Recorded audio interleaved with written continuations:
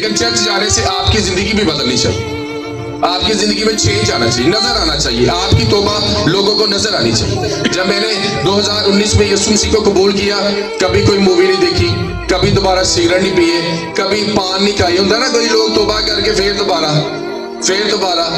दोबारा फिर माफी मांगते हैं, फिर तौबा करते हैं, फिर माफी, फिर गुनाह, फिर तौबा। आप चीट कर रहे हैं खुदा को, इंसानों को भी। अपने आप को, अपने हृदय से पूछें, अपने आप से पूछें कि क्या वाकई आप प्योर जिंदगी और पकीजगी वाली जिंदगी खुदा के साथ गुजार रहे हैं। हालेलुया। कितने इस बात को समझ रहे? तो अगर तुसी कहो मैं देख देती है, खुदा मैं हर साल देख देना, मैं तवार नूं है भी पोपड़ बदाना भी लै गया सा, तो खुदा ताड़े पोपड़ बदाने देगा ना, भुखा नहीं है।